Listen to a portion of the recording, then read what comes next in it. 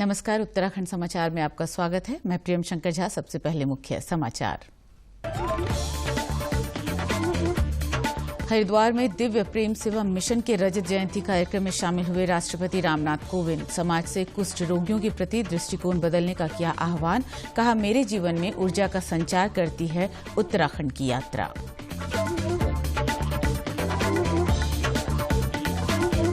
$400 अरब का निर्यात लक्ष्य प्राप्त करने पर प्रधानमंत्री नरेंद्र मोदी ने जताई खुशी। आकाशवाणी से मन की बात में कहा, अब दुनिया के हर नए बाजार में पहुंच रहे हैं भारत के उत्पाद। उत्तराखंड से भी ज्वार की पहली खेप डेनमार्क निर्यात हुई। उत्तराखंड बोर्ड की 10वीं और 12वीं की परीक्षाएं कल से। हाई स्कूल में कुल 1,29,785 और इंटरमीडिएट में 1,13,170 परीक्षार्थी होंगे शामिल। बोर्ड प्रशासन और पुलिस ने सुचारू व शांतिपूर्ण परीक्षाओं के लिए सभी तैयारियां पूरी की।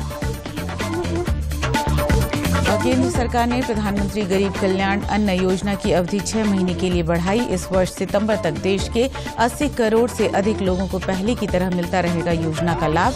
मुख्यमंत्री पुष्कर सिंह धामी ने पीएम गरीब कल्याण अन्न योजना की अवधि बढ़ाने पर प्रधानमंत्री नरेंद्र मोदी का आभार जताया। अब समाचार विस्तार से। राष्ट्रपति रामनाथ कोविंद ने कहा है कि संविधान ने सभी तरह की अस्पृश्यता का अंत किया है, लेकिन अभी भी कुष्ठ रोगियों के प्रति मानसिक अस्पृश्यता समाप्त नहीं हो पाई है। राष्ट्रपति आज हरिद्वार स्थित दिव्य प्रेम सेवा मिशन संस्थान के रजत जयंती समारोह के समापन कार्यक्रम में बतौर मुख्य अतिथि संबोधन कर रहे थे। उन्होंने कहा कि प्राचीन काल से ही कुष्ठ रोग को एक अभिशाप के रूप में देखा जाता रहा है। दुर्भाग्य से आज भी लोगों की मानसिकता नहीं बदली है, परंतु संविधान में कुष्ठ रोग के विरुद्ध प्रावधान किए गए हैं। हम सब जानते हैं कि स्वतंत्रता के पश्चात हमारे संविधान द्वारा अस्पृश्यता का अंत किया गया और उसे दंडनीय भी बनाया गया। किसी भी रूप में अस्पृश्यता एक अमानवीय आचरण है। संविधान के अनुच्छेद 17 द्वारा जाति एवं धर्म पर आधारित अस्पृश्यता का अंत तो कर दिया गया, परंतु दुर्भाग्य से सदियों से चली आ रही कुष्ठ रोग से प्रभावित लोगों के प्रति मानसिक अस्पृश्यता आज भी पूरी तरह समाप्त नहीं हो पाई। यह भी दुर्भाग्यपूर्ण कि प्राचीन काल में प्रायः सभी संस्कृतियों में कुष्ठ रोग को अभिशाप, बुरे कर्मों के दंड तथा कलंक के रूप में देखा जाता था। कलंक के रूप में देखा जाता था और आज भी देखा जाता है। वह अज्ञानता आधुनिक युग में भी विद्यमान है तथा इस अवैज्ञानिकता के अवशेष अभी भी पूरी तरह लुप्त नहीं हुए। इसके प्रति अनेक गलतफहमियां तथा आशंकाएं समाज में फैली हुई हैं। इन आशंकाओं को दूर करने की दिशा में दिव्य प्रेम सेवा मिशन के सार्थक प्रयासों की मैं सराहना करता हूं। राष्ट्रपति ने कहा कि समाज को कुष्ठ रोगियों के प्रति अपना दृष्टिकोण बदलना होगा। जिस प्रकार एक आम आदमी ठीक होकर सामान्य जीवन बिताता है, वैसे ही कुष्ठ रोग ठीक होने के बाद ऐसे व्यक्ति को भी सामान्य दृष्टि से देखा जाना चाहिए। उन्होंने मिशन की ओर से कुष्ठ रोगियों की सेवा के लिए किए जा रहे कार्यों की सराहना करते हुए कहा कि दिव्य प्रेम सेवा मिशन 25 वर्षों से कुष्ठ रोगियों के इलाज के साथ साथ उनके बच्चों की शिक्षा व कौशल विकास के लिए प्रशंसनीय कार्य कर रहा है। उन्होंने कहा कि वे भी संस्था से काफी समय से जुड़े हुए हैं। सच बात तो ये है कि इस मिशन के साथ 25 वर्ष की जो मेरी यादें हैं वो आज ताजा हो रही हैं। कभी मैंने भी कल्पना नहीं की थी कि शायद इस मिशन को लेकर के आशीष जी में जितनी संकल्प और सेवा की भावना है वो इस रूप में समाज के सामने प्रदर्शित होगी। आज आप सबके बीच यहाँ आकर मुझे बहुत प्रसन्नता हो रही है और इसलिए हो रही है कि मैं मिशन के कार्यक्रम में आया हूँ इसलिए नहीं, बल्कि ऐसा लगता है कि एक छोटे से बीज को बोने में, लगाने में जो एक छोटी सी मेरी भूमिका थी, आज वो वटवृक्ष होकर के खड़ा हुआ है। राष्ट्रपति ने उत्तराखंड दौरे पर भी खुशी जाहिर की। उन्होंने कहा कि उत्तराखंड उनके जीवन में ऊर्जा का संचार करता है। सौभाग्य से देवभूमि उत्तराखंड आने का अवसर मुझे अनेक बार प्राप्त होता रहा है। इस पवित्र भूमि की प्रत्येक यात्रा मेरे जीवन में एक नई ऊर्जा का संचार करती है। यह एक सुखद संयोग है कि मैं अभी कल्पना कर रहा था कि जब मैं राज्यसभा सांसद बना उसके तुरंत बाद पहली बार मेरी यात्रा जो हरिद्वार की हुई थी वो 1997 की हुई थी, और जब राष्ट्रपति बना 2017 में, तो जब उत्तराखंड आना हुआ तो सबसे पहली मेरी यात्रा इसी मिशन की भूमि पर हुई थी। राष्ट्रपति रामनाथ कोविंद व प्रथम महिला सविता कोविंद ने रविवार को उत्तराखंड के राजभवन में बोंसाई गार्डन के पुनरुद्धार व विस्तारीकरण कार्यों का लोकार्पण किया। राज्यपाल गुरमीत सिंह व राज्य की प्रथम महिला गुरमीत कौर भी इस अवसर पर उपस्थित थे। राष्ट्रपति ने राजभवन के इस पहल की सराहना करते हुए राष्ट्रपति भवन में भी इस प्रकार की शुरुआत करने और इसमें उत्तराखंड राजभवन का सहयोग लेने की बात कही। राजभवन परिसर में स्थित इस बोंसाई गार्डन को 1500 वर्ग मीटर क्षेत्रफल में विस्तारित किया गया है। गार्डन में 220 प्रकार के बोंसाई पौधे संरक्षित किए गए हैं, जिनमें फ्लावरिंग बोंसाई, फ्रूट बोंसाई, क्लाइम्बरस और विभिन्न लुप्तप्राय प्रजाति के बोंसाई पौधे रखे गए हैं। बोंसाई गार्डन में बांस के द्वार, बैम्बू गेट का भी निर्माण किया गया है। राज्यपाल ने इस बोंसाई गार्डन में 500 अत्यंत विशिष्ट प्रजाति के अतिरिक्त पौधे संरक्षित करने के निर्देश दिए हैं। राजभवन के इस बोंसाई गार्डन में 50 वर्ष से अधिक आयु तक के बोंसाई पेड़ पौधों को संरक्षित किया गया है। इनकी देखभाल वैज्ञानिक विधि द्वारा की जाती है। सभी पौधों पर उनके वैज्ञानिक नाम तथा अनुमानित आयु लिखी गई है। इनमें से अधिकांश बोंसाई पौधे राजभवन निर्माण के समय अपने मूल स्थान से ट्रांसप्लांट कर गार्डन में संरक्षित किए गए हैं। प्रतिवर्ष राजभवन में आयोजित पुष्प प्रदर्शनी में आने वाले लोगों के लिए ये बोंसाई गार्डन मुख्य आकर्षण का केंद्र रहता है। प्रधानमंत्री नरेंद्र मोदी ने $400 अरब मूल्य का निर्यात लक्ष्य प्राप्त करने पर गर्व व्यक्त किया है। आज आकाशवाणी से मन की बात कार्यक्रम में उन्होंने कहा कि अब भारत के उत्पाद दुनिया के हर नए बाजार में पहुंच रहे हैं। इससे पता चलता है कि भारत की आपूर्ति व्यवस्था मजबूत हो रही है। उन्होंने कहा कि असम के हैलाकांडी के चमड़ा उत्पाद, उस्मानाबाद के हथकरघा उत्पाद, बीजापुर की वनस्पति और चंदौली के काले चावल का निर्यात लगातार बढ़ रहा है। श्री मोदी ने कहा कि अब लद्दाख की विश्व प्रसिद्ध खुबानी दुबई के और तमिलनाडु के केले सऊदी अरब के बाजारों तक पहुंच गए हैं। उन्होंने इस बात पर जोर दिया कि कुछ अन्य देशों को कई नए उत्पाद उपलब्ध कराए जा रहे हैं। हिमाचल प्रदेश और उत्तराखंड से ज्वार की पहली खेप डेनमार्क को निर्यात की गई है। साथियों, देश के कोने कोने से नए नए प्रोडक्ट जब विदेश जा रहे हैं, असम के हैलाकांडी के लेदर प्रोडक्ट हो या उस्मानाबाद के हैंडलूम प्रोडक्ट, बीजापुर की फल सब्जियां हो और चंदौली का ब्लैक राइस, सबका एक्सपोर्ट बढ़ रहा है। अब आपको लद्दाख की विश्व प्रसिद्ध एप्रिकॉट दुबई में भी मिलेगी और सऊदी अरब में तमिलनाडु से भेजे गए केले मिलेंगे।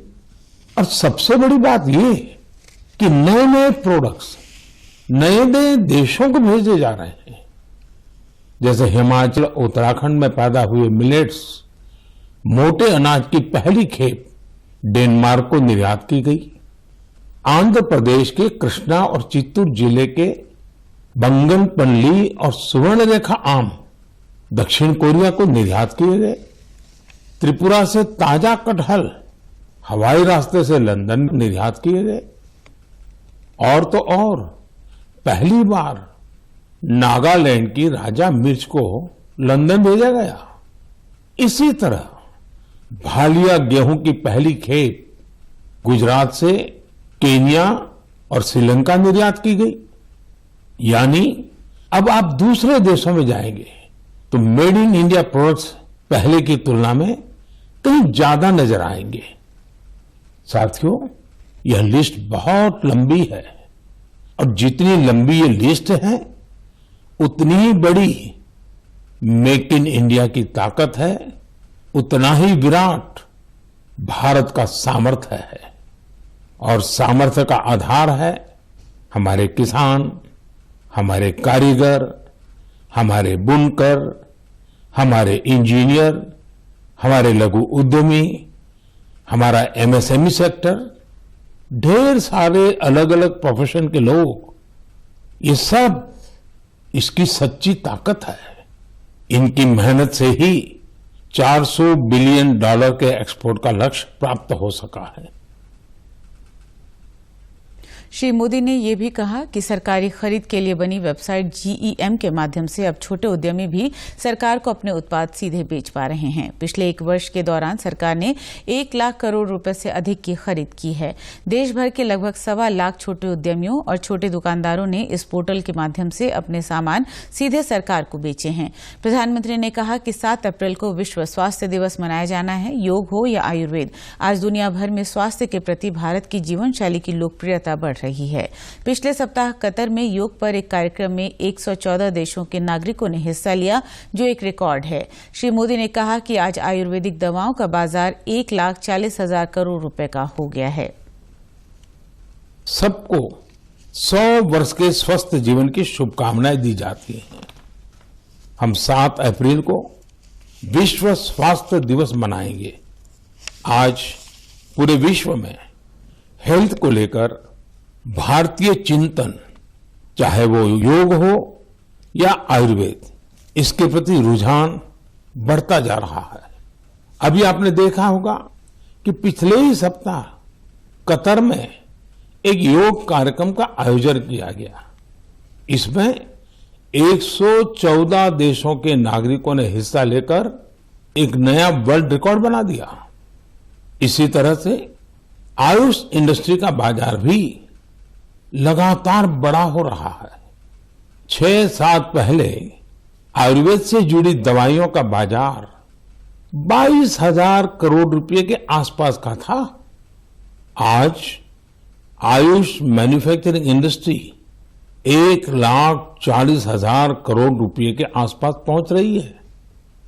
यानी इस क्षेत्र में संभावनाएं लगातार बढ़ रही हैं। स्टार्टअप वर्ल्ड में भी आयुष आकर्षण का विषय बनता जा रहा है। उत्तराखंड विद्यालय शिक्षा परिषद की 10वीं और 12वीं की परीक्षाएं कल से आरंभ हो रही हैं। 28 मार्च से शुरू होकर परीक्षाएं 19 अप्रैल को समाप्त होंगी। इस वर्ष हाई स्कूल परीक्षा में कुल 1,29,785 परीक्षार्थी सम्मिलित होंगे। इनमें 1,27,414 संस्थागत और 2,371 व्यक्तिगत परीक्षार्थी हैं। वहीं इंटरमीडिएट में 1,10,204 संस्थागत व 2,966 व्यक्तिगत परीक्षार्थियों समेत कुल 1,13,170 परीक्षार्थी शामिल होंगे। विद्यालय शिक्षा परिषद रामनगर की सचिव ने बताया कि प्रदेश में कल हो रही बोर्ड परीक्षाओं को लेकर सारे इंतजाम कर लिए गए हैं। नकल विहीन परीक्षा कराने का हर संभव प्रयास किया जा रहा है। कोविड प्रोटोकॉल का भी परीक्षा केंद्रों में पालन सुनिश्चित कराया जाएगा। बोर्ड की परीक्षाएं सोमवार 28 मार्च से शुरू हो रही हैं, जो कि 19 अप्रैल तक चलेंगी। लगभग 2.5 लाख परीक्षार्थी हमारे शामिल हो रहे हैं। 2 पालियों में परीक्षा है और हमने 1333 परीक्षा केंद्र बनाए हैं, जिसमें 191 परीक्षा केंद्र हमारे संवेदनशील परीक्षा केंद्र हैं और 18 केंद्र अति संवेदनशील। लगभग 2.5 लाख परीक्षार्थी परीक्षा देंगे। परीक्षा संबंधी सभी आवश्यक तैयारियां हमारी पूर्ण कर ली गई हैं और साथ ही साथ परीक्षा में इस बात का ध्यान रखा जाएगा कि केंद्र और राज्य के अब तक के हिसाब से जो भी हमारे कोविड-19 संबंधी निर्देश हैं उनका पालन किया जाएगा। उस हिसाब से सिटिंग प्लान भी किया गया है। साथ ही किसी सुरक्षा के पुख्ता इंतजाम किए गए हैं। मोबाइल इत्यादि तथा इलेक्ट्रॉनिक उपकरण पूरी तरह प्रतिबंधित है। किसी को भी कक्षा के अंदर ले जाने की अनुमति नहीं है। साथ ही परीक्षा संबंधी कार्यों में लगे हुए कार्मिक भी पूरी तरह से उनके लिए मोबाइल प्रतिबंधित किया गया है। बोर्ड परीक्षा के लिए पौड़ी जिले में सबसे अधिक 165 और चंपावत जनपद में सबसे कम 40 केंद्र बनाए गए हैं। नैनीताल जिले के एसएसपी ने बताया कि परीक्षाओं को सुरक्षित ढंग से संपन्न कराने के लिए समुचित प्रबंध किए गए हैं। प्रश्न पत्रों की सुरक्षा सुनिश्चित करने के लिए रामनगर में अतिरिक्त गारद लगाई गई है। इसमें हर एग्जामिनेशन सेंटर में संबंधित थाने को निर्देशित कर दिया गया है कि पर्याप्त मात्रा में फोर्स लगाएंगे, जिससे जो है सुचारू रूप से परीक्षाएं संचालित की जा सके। इसके अलावा जहां परीक्षा के पेपर हैं वहां पे पुलिस की गार्ड लगाई गई है, जिससे आपका अगर ट्रेजरी में है तो वहाँ ऑलरेडी गार्ड है, लेकिन रामनगर में जहाँ मुख्य पेपर जहाँ पे आते हैं वहाँ पे एक अतिरिक्त गार्ड लगाई गई है। केंद्र सरकार ने प्रधानमंत्री गरीब कल्याण अन्न योजना की अवधि और 6 महीने के लिए बढ़ा दी है। अब इस वर्ष सितंबर तक लाभार्थियों को योजना का लाभ मिलेगा। ये घोषणा करते हुए प्रधानमंत्री नरेंद्र मोदी ने कहा है कि देश के 80 करोड़ से अधिक लोगों को पहले की तरह इस योजना का लाभ मिलता रहेगा।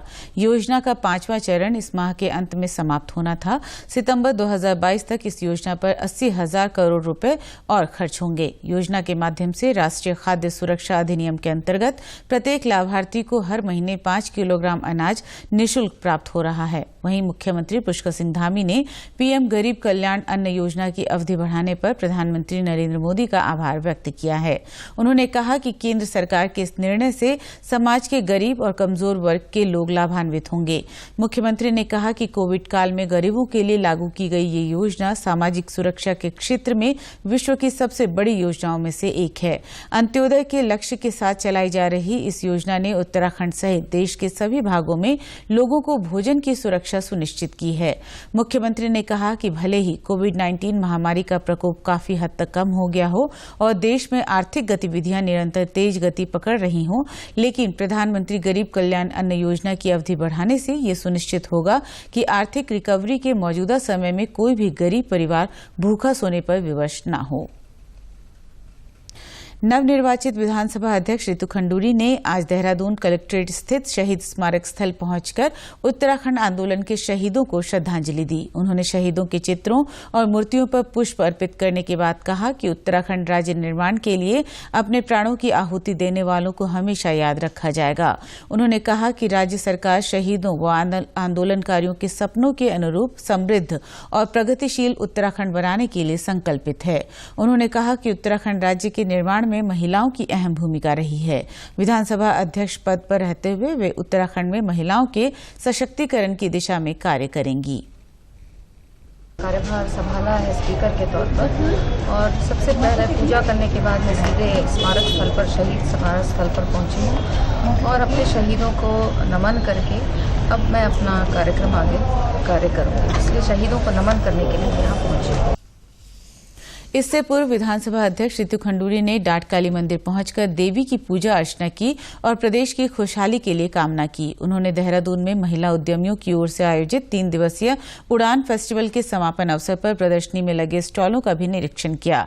साथ ही कहा कि केंद्र व प्रदेश सरकार ने अनेक व्यावसायिक व घरेलू उद्योगों के माध्यम से महिलाओं को आत्मनिर्भर बनाने की दिशा में योजनाएं लागू की हैं। प्रधानमंत्री नरेंद्र मोदी महिला सशक्तिकरण पर विशेष जोर दे रहे हैं। इसी के साथ समाचार समाप्त हुए। नमस्कार।